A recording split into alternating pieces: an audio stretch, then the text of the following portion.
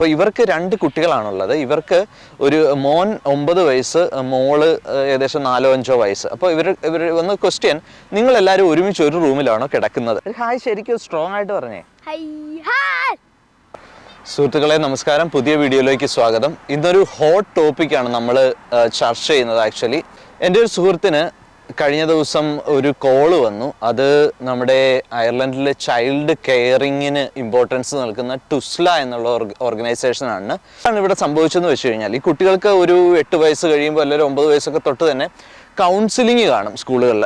പിന്നെ നിങ്ങൾക്ക് എന്തെങ്കിലും ബുദ്ധിമുട്ടുകൾ വീട്ടിൽ പേരൻസിൻ്റെ ഭാഗത്തു നിന്നോ അങ്ങനെ എന്തെങ്കിലുമൊക്കെ ഉണ്ടാകുന്നുണ്ടോ എന്ന് അവർ ചോദിക്കും. എന്തെങ്കിലുമൊക്കെ പ്രശ്നങ്ങൾ ഉണ്ടെന്ന് സ്കൂളിൽ അവർക്ക് ബോധ്യപ്പെട്ടാൽ, അല്ലെങ്കിൽ ഈ കൗൺസിലേഴ്സിന് ബോധ്യപ്പെട്ടാൽ, അവർ നേരെ ടുസ്ലയെ വിവരം അറിയിക്കും. അതൊരു ചൈൽഡ് പ്രൊട്ടക്ഷൻ ഒരു ഏജൻസിയാണ്.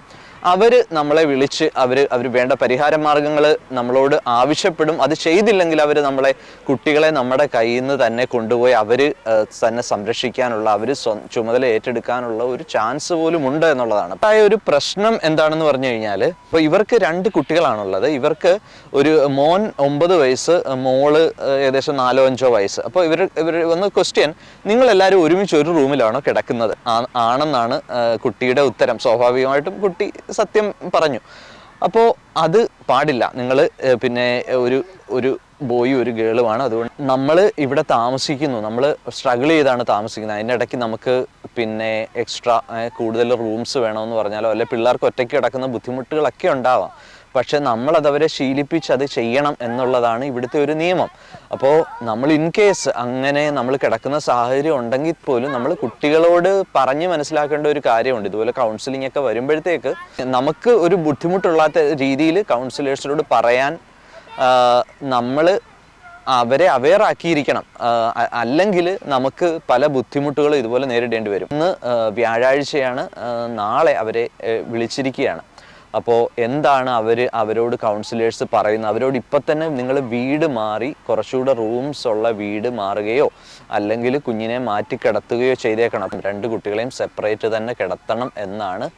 അതാണ് കുട്ടിയുടെ ഒരു സേഫ്റ്റിക്ക് നല്ലതെന്നാണ്. നമ്മളിതിനകത്ത് എന്താണ് കുഴപ്പം എന്ന് വിചാരിച്ചാൽ, അവർ ശരിക്കും പറയുന്നതിനകത്ത് അവർക്ക് അവരുടേതായിട്ടുള്ള ന്യായങ്ങളുണ്ട്. കുട്ടികളൊക്കെ എല്ലാ രീതിയിലും അവർ അഡ്വാൻസ്ഡ് ആണ്. അവർക്ക് ഫോൺ ഫുൾ ടൈം നെറ്റ് ഉപയോഗിക്കാൻ സാധിക്കുന്നു. അപ്പോൾ ഒരു കുട്ടിയുടെ പ്രൊട്ടക്ഷൻ എന്ന് വെച്ച് നോക്കുമ്പോൾ അവർ പറയുന്നത് ശരിയാണ്. അപ്പോൾ ഇപ്പോഴത്തെ സാഹചര്യങ്ങൾ പോരാ, നിങ്ങൾ വീട് മാറണമെന്നാണ് പറയുന്നത്.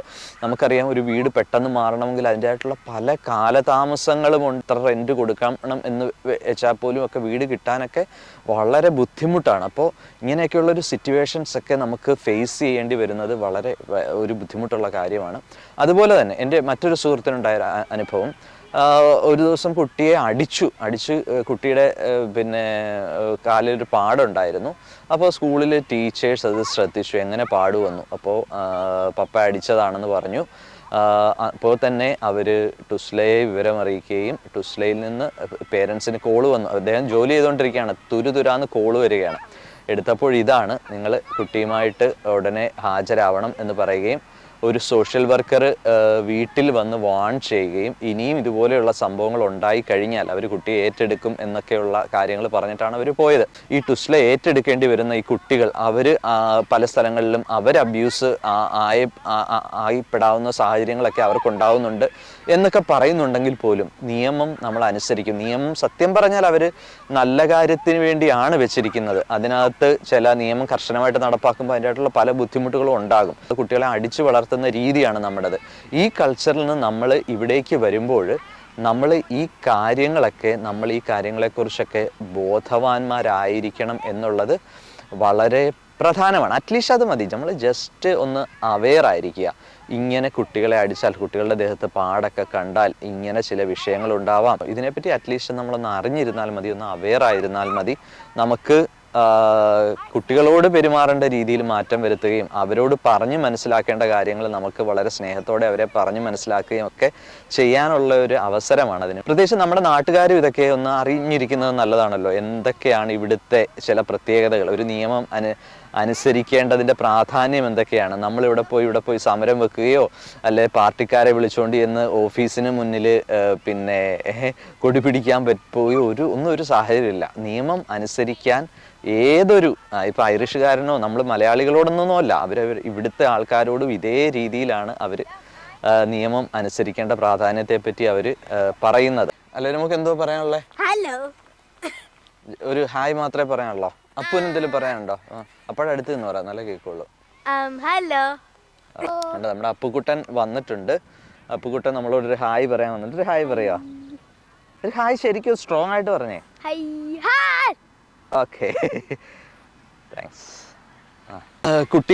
കുട്ടികളെ ശരിക്കും നമ്മൾ കൂടുതൽ അടിക്കേണ്ടി വരുന്നത് എന്നാണ്, നമ്മൾ വീട്ടിൽ തന്നെ ഇരുത്തുമ്പോഴാണ്. നമ്മളിപ്പോൾ ഇവിടുത്തെ കുട്ടികളെയൊക്കെ ശ്രദ്ധിച്ചു കഴിഞ്ഞാൽ കാണും, ഇതൊരു വലിയ ഗ്രൗണ്ടാണ്. ഡബ്ലിൻ സിറ്റിയുടെ നടുക്ക് ഇതുപോലെയുള്ള എല്ലാ ഒരു 3 കിലോമീറ്റർ അല്ലെങ്കിൽ ഒരു 5 കിലോമീറ്റർ ചുറ്റളവിലും അല്ലെങ്കിൽ അതിലും ക്ലോസ് ആയിട്ട് തന്നെ ഇത്രയും വലിയ സിറ്റിയിലും ഇതൊരു വലിയ ഗ്രൗണ്ടാണ്. ഇത് ഏകദേശം ഒരു 10 ഏക്കറോളം വരും. കണ്ടില്ലേ, ഇങ്ങനെ നീണ്ടു നിവർന്ന് കിടക്കുകയാണ്. ഇതിൻ്റെ സൈഡിലായിട്ട് കുട്ടികൾക്ക് കളിക്കാൻ പറ്റുന്ന ഒരു പാർക്കുണ്ട്, വലിയ ഫുട്ബോൾ ഗ്രൗണ്ട് ഉണ്ട്. അപ്പോൾ ഒരുപാട് പല തരത്തിലുള്ള ടീമുകൾ, കൊച്ചു കുട്ടികൾ മുതൽ ഇവിടെ കോച്ചിങ് ചെയ്യുന്നു, അവർ തന്നെ വന്ന് കളിക്കുന്നു. അപ്പോൾ കുട്ടികളെ ഈ അമിതമായിട്ട് നമ്മൾ ഈ മർദ്ദിക്കുകയും അല്ലെങ്കിൽ അതുപോലെയുള്ള ഒരു സാഹചര്യം ഒഴിവാക്കാൻ അവർക്ക് കളിക്കാനുള്ള അവസരങ്ങൾ കൊടുക്കുക എന്നുള്ളതാണ് അവർ ഒരു ലക്ഷ്യമാക്കുന്നത്. അപ്പോൾ ഇത് നമ്മൾ മലയാളികൾക്കുമൊക്കെ കണ്ടുപഠിക്കാവുന്ന ഒരു കാര്യമാണ്. എന്ന് വെച്ചാൽ എല്ലാ കാര്യങ്ങളും നേരെയാണെന്ന് പറയാൻ പറ്റില്ല. പക്ഷെ നമുക്കും ഇതിൻ്റെ കൂടെ ഇവരുടെ കൂടെ നിന്ന് കളിക്കുമ്പോഴത്തേക്ക് നമുക്കും കുറച്ചുകൂടി ഒരു എക്സസൈസ് നമുക്കും കിട്ടും. ഇവിടെയൊക്കെ ഈ പബ്ലിക് ജിമ്മ് പോലെയുള്ള ജിമ്മ് ചെയ്യാനുള്ള കാര്യങ്ങളും ഒക്കെ ഉണ്ട്. അപ്പോൾ നമ്മൾ വളരെ ഒരു ദിവസം ഡ്യൂട്ടി 13 hours ഒക്കെയാണ്, വളരെ ടയേർഡായിരിക്കും. പക്ഷേ നമ്മൾ ഒരല്പനേരം സമയം കണ്ടെത്തി അവധിയുള്ള ദിവസങ്ങളിലെങ്കിലും അറ്റ്ലീസ്റ്റ് അവരുമായിട്ടൊന്ന് വന്ന് കളിച്ച് നമ്മളും ഇവരുടെ കൂടെ ഒന്ന് ഓടി നമ്മുടെ ഹെൽത്തൊക്കെ ഒന്ന് മെയിൻറ്റെയിൻ ചെയ്യുകയും കൂടെ നമുക്ക് ചെയ്യാം. Have fun. താങ്ക്സ്.